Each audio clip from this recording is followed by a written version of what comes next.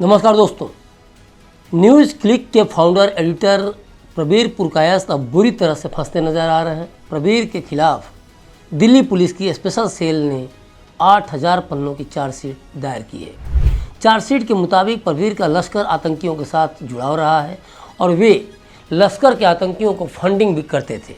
देखा जाए तो दिल्ली पुलिस की चार्जशीट में प्रबीर पर जो आरोप हैं वो बहुत ही सनसनीखेज हैं और अगर प्रबीर पर ये आरोप साबित हो जाते हैं तो उन्हें कड़ी से कड़ी सज़ा हो सकती है।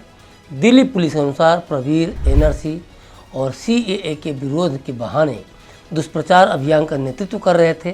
चार्जशीट के मुताबिक प्रबीर पुरकायस्थ सीएए और एनआरसी के विरोध प्रदर्शनों के दौरान खूब सक्रिय थे और अपने कर्मचारियों के माध्यम से दंगाइयों तक पैसे पहुंचा रहे थे।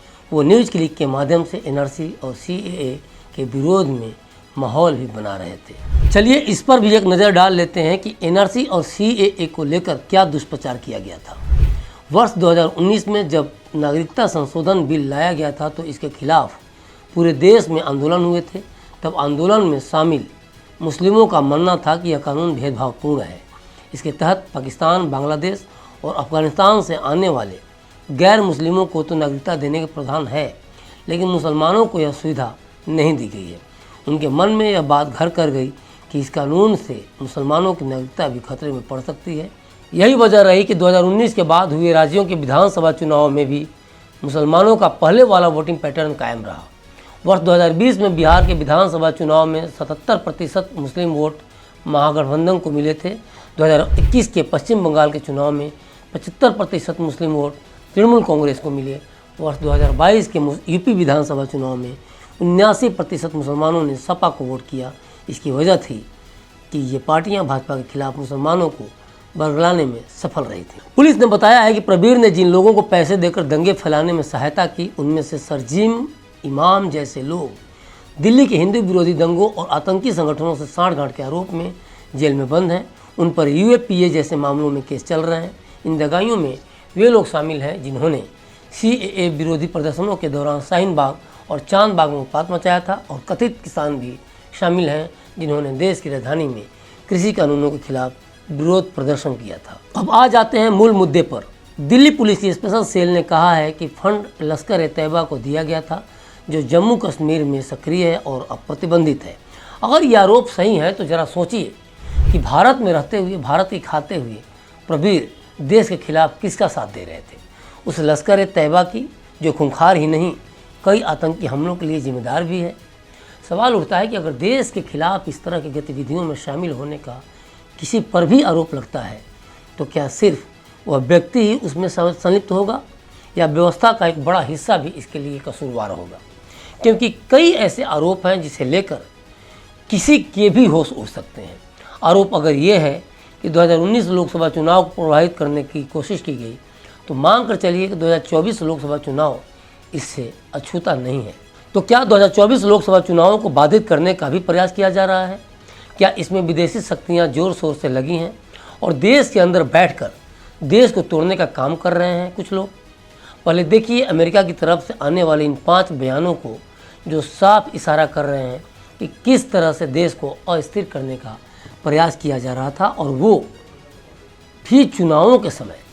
मकसद कितना खतरनाक है इसे देश की जनता को भी समझना होगा ताकि वो देश की मजबूती के लिए हिंदुस्तान को दूसरे देश आंखें न दिखा सकें, ऐसी मजबूत सरकार लाने के लिए वोट कर सकें। जिन 5 मामलों की हम बात कर रहे हैं अमेरिका को लेकर, उसमें पहला मामला ये है कि अभी हाल ही में 2-3 दिन पहले ये दावा किया गया है कि पन्नू आतंकी जो पन्नू है उसकी हत्या में शामिल था, वो साजिश रच रहा था। और दूसरा मामला है कि अमेरिकी विदेश विभाग के मानवाधिकार पर ज्ञान को लेकर एक रिपोर्ट में कहा गया था कि मुसलमानों के नाम पर भारत में राजनीति होती है और उन्हें प्रताड़ित किया जाता है। तीसरा मामला है जिसमें अमेरिकी मीडिया में भारत में चुनाव को लेकर कहा जा रहा है कि भारत में चुनाव में धांधली हो सकती है। अमेरिकी मीडिया की एक रिपोर्ट में ये तक कहा गया कि इतनी गर्मी में भारत में चुनाव क्यों हो रहे हैं। चौथा मामला है केजरीवाल की गिरफ्तारी को लेकर। ईडी के 10 समन तक अरविंद केजरीवाल नहीं आए और इस मुद्दे पर अमेरिका की जुबान नहीं खुली, लेकिन जब उनकी गिरफ्तारी हुई तो अमेरिका की सिली हुई जुबान खुल गई और वो कहने लगा कि वो केजरीवाल की गिरफ्तारी पर नज़र रख रहा है। इसके बाद पांचवा मामला है CAA का, जिस पर अभी पिछले महीने ही अमेरिका का बयान आया था।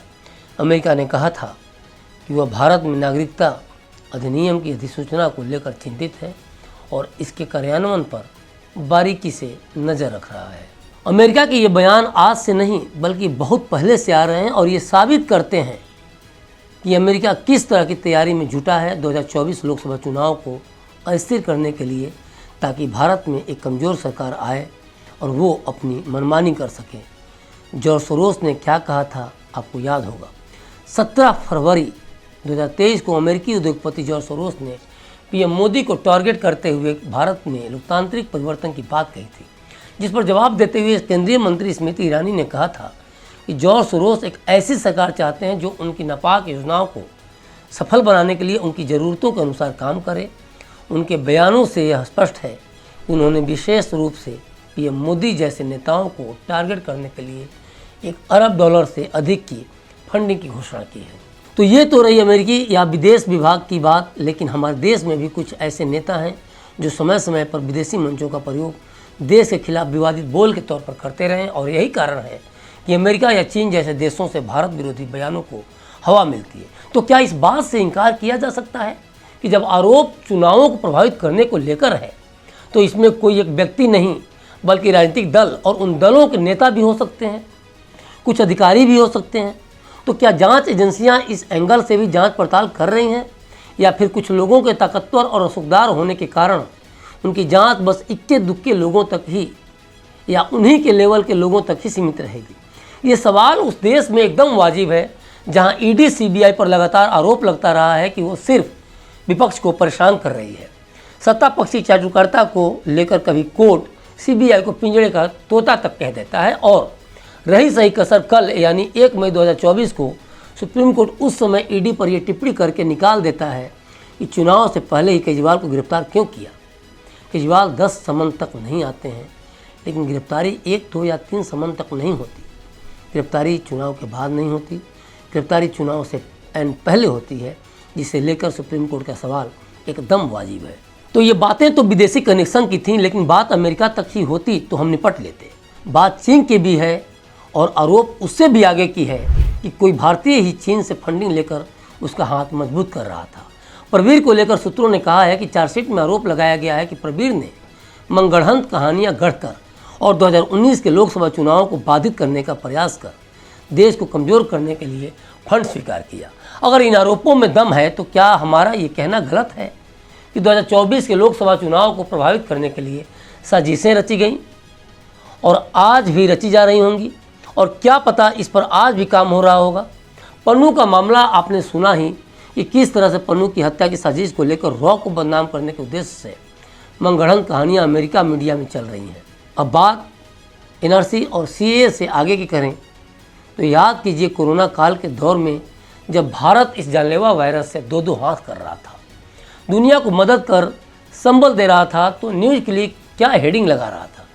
दिल्ली पुलिस के स्पेशल सेल ने चार्जशीट में बताया है कि प्रवीर पुरकायस्थ और उसकी कंपनी न्यूज़ क्लिक ने कोविड-19 के दौरान चीनी कम्युनिस्ट पार्टी के सदस्य नेविल रॉयसिंघम के साथ मिलकर भारत सरकार को बदनाम करने की कोशिश की। उन्होंने भारत सरकार की विफलता को हाईलाइट करने के लिए कोशिश की और भारतीय कंपनी द्वारा बनाए गए कोवैक्सीन की आलोचना वाले लेख प्रकाशित किए, ताकि भारत के आम जनमानस में सरकार के खिलाफ असंतोष और गुस्सा बढ़ गया। प्रवीर पर लगने वाले आरोपों का यहीं खात्मा नहीं हो जाता, बल्कि बात कोरोना से भी आगे बढ़ती है और आ जाती है उनके द्वारा नक्सलियों को दी गई फंडिंग पर। दिल्ली पुलिस की चार्जशीट के मुताबिक प्रवीर पुरकायस्थ ने छत्तीसगढ़, तेलंगाना, आंध्र प्रदेश जैसे नक्सल प्रभावित इलाकों में नक्सली हिंसा बढ़ाने के लिए फंडिंग की, ताकि अर्बन नक्सली गौतम नौलखा के साथ मिलकर नक्सलियों को हिंसा बढ़ाने के लिए तैयार कर सकें। पुलिस ने कहा है कि ईमेल के रूप में सबूत है कि साजिश 2016 में शुरू हुई और अपने उद्देश्य के अनुसार PPK न्यूज़ क्लिक को PPK news click studio private limited में बदल दिया गया, ताकि भारत में आतंकवादी कृत्य और गैरकानूनी गतिविधियों के लिए धन उगाही की जा सके। न्यूज़ क्लिक को 91 करोड़ रुपये मिले। इसका इस्तेमाल बाद में आतंकवादी गतिविधियों के लिए किया गया। PP news click India LLP को एक निजी कंपनी में बदल दिया गया ताकि निवेश और सेवा समझौते की आड़ में धन दिया जा सके। इस तरह के सारे आरोप हैं दिल्ली पुलिस की चार्जशीट में। पुरकायस्थ के निज क्लिक पर कश्मीर और अरुणाचल प्रदेश के मानचित्र के साथ छेड़छाड़ करने का भी आरोप है। इसने कथित तौर पर चीनी मानचित्र को बदल दिया ताकि अक्साई चीन को चीन के हिस्से के रूप में शामिल किया जा सके और एक समाचार बुलेटिन में भारत को कश्मीर के बिना दिखाया गया। प्रबीर पुरकायस्थ के खिलाफ गामा 1, गामा 2 और गामा 3 नाम से 3 गवाह भी हैं। इनका नाम इसलिए इस तरह से रखा गया ताकि उनकी असली पहचान को गुप्त रखा जा सके। इन तीनों गवाहों ने खुलासा किया है कि CAA विरोध प्रदर्शन के दौरान पुरकायस्थ कर्मचारियों को भाग लेने के लिए भेजते थे और मुस्लिम समुदाय को हिंसक कृत्य और दंगे करने के लिए उकसाते थे। गवाह ये भी बताते हैं कि इस्लामी चरमपंथी शरजील इमाम को पैसे देने के लिए एक व्यक्ति को शाहीन बाग भी भेजा गया। गवाहों ने यहाँ तक कह दिया कि हिंसा भड़काने के लिए बाद में महाराष्ट्र, आंध्र प्रदेश और तेलंगाना में नक्सलियों को पैसा देकर भेजा गया था। एक अन्य गवाह ने कहा है कि न्यूज क्लिक द्वारा प्राप्त फंड का इस्तेमाल CAA, NRC विरोध, किसानों का आंदोलन, अनुच्छेद 370 के निस्तारीकरण के खिलाफ कश्मीरी अलगाववादियों और माओवादी समूहों के समर्थन में किया गया था। तो इस तरह के प्रबीर पुरकायस्थ पर आरोप है कि किस तरह से उन्होंने न्यूज क्लिक पोर्टल के माध्यम से राष्ट्र विरोधी प्रचार को बढ़ावा देने के लिए चीन से फंडिंग हासिल की। इस मामले में उन्हें पिछले साल 3 अक्टूबर 2023 को गिरफ्तार किया गया था।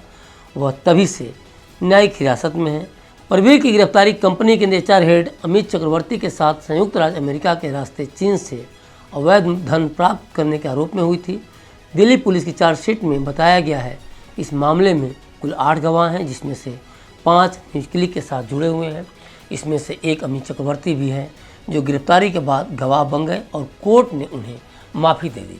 इसलिए उनके खिलाफ कोई चार्जशीट दाखिल नहीं की जा रही है। EVM में गड़बड़ी की बात हो या फिर चुनाव में धांधली की बात हो या फिर PM का AI वर्जन बनाकर गलत मैसेज फैलाने की बात हो या फिर बात हो गृह मंत्री अमित शाह के भाषणों के एडिटेड वीडियो को वायरल करने की, और सारे क्रियाकलापों का एक ही मकसद हो 2024 के चुनाव में जीत, तो जब देश के अंदर किसी की नापाक हरकतों की चर्चा हो रही हो और उसका नाम दिल्ली पुलिस की चार्जशीट में भी हो और उस शख्स पर यह भी आरोप हो कि वो विदेशी ताकतों के हाथों में कैसे खेलता रहा, तो आतंकी पन्नू, जॉर्ज सोरोस, अमेरिका और चीन का भारत के चुनावी गेम के खिलाड़ी के रूप में नाम जोड़ना बहुत कुछ इशारा कर रहा है।